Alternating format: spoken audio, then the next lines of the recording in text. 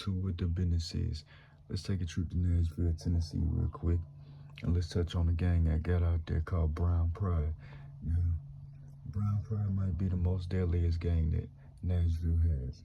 Now, Brown Pride was put out to the media within the show that everyone knows called Gangland. You know, it's don't too much know what the name of the show on there is, but you can just type in Brown Pride Gangland and everything will pop up. Now, Brown Pride is a gang that started within late 90s, early 2000s, you know, shit like that. It got its name within that. You know, it's a very small gang, but it's ran up against other big gangs, you know what I'm saying? Now, Brown Pride, this gang in particular was started in Nashville, Tennessee. Now, the Brown Pride that's known to the Mexican culture as far as the Mexican gangs, you know, the Raza and shit like that. Now, that's tied into a Sir 13 gang, you know, it's considered Southsiders, you know, like the Brown Pride, Los Cortes, you know, anything Brown Pride within California is considered a Southsider. But in Nashville, Tennessee, Brown Pride doesn't like Southsiders. They're not Southsiders. They wear brown bandanas. They don't rock blue.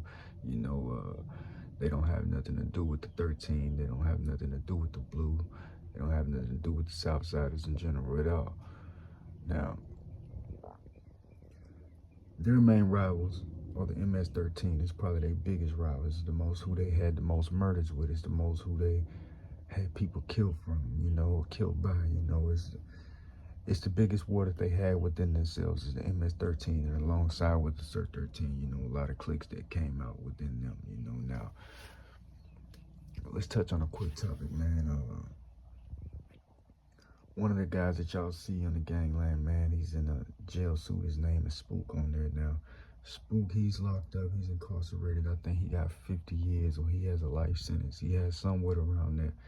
Now, Spook was young when he got incarcerated, you know. Now, the reason of him being incarcerated stems from a situation that occurred within his house. You know, somebody pulled up and did the drive-by on his home, and from what I was told, you know, his mom was outside or his mom was in the house, you know, and Spook was in the house as well. So Spook instantly hopped in the car, chased the man down, and ended up killing him. Now, I can't remember if he killed him on the interstate or he killed him not too far down the street from where it happened at, but that's why that guy you see in the gangland with the orange jumpsuit on the Brown Pride gangland is locked up, because that's what he did, you know. And his big brother is the one that's also talking on there named Gordo. And now their other big brother is a guy named Spook, you know what I'm saying? And Big Spook. Now he allegedly hung and killed himself in juvenile court in Nashville, Tennessee,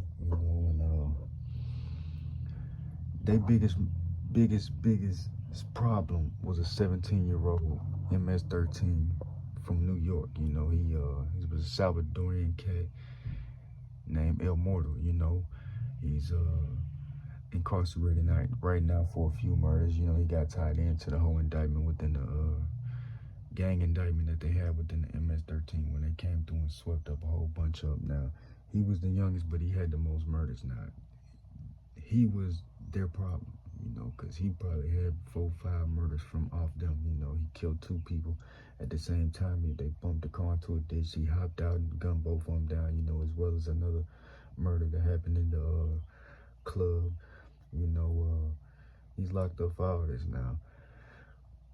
It's another cat in Brown Pride that's locked up right now. He's also got about 3 or 4 murders as well, but all the 3 or 4 murders that he has are all on his own gang, you know, the Brown Pride gang. Now, a lot of the Brown Prides that are locked up for murders are locked up for killing a Brown Pride, and the ones that have got away with murder aren't the ones that killed their own. So it's like, if a Brown Pride kills a Brown Pride, they'll be locked up for it, you know. But if they kill a rival, they won't be locked up for it. They'll get away. Now, there's been numerous shootings, numerous murders, like a murder that took place at a party on the 4th of July.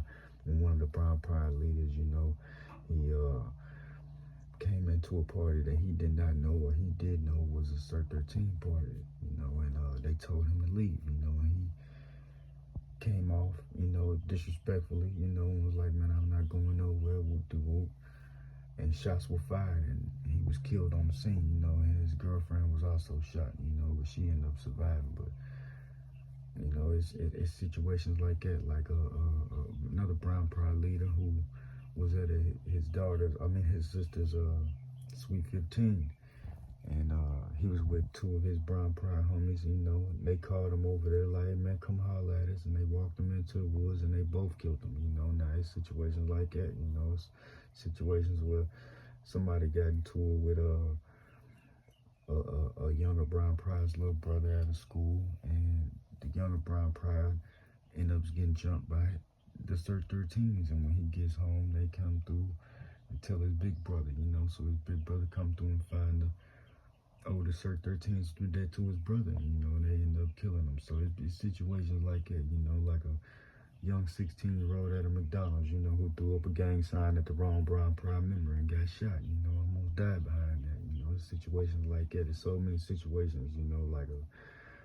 female who was the girlfriend to a high-ranking Brown Pride member and was still gunned down by other Brown Pride members because she was telling, you know. It's situations like that, man. But Nashville's most deadliest game is Brown Pride.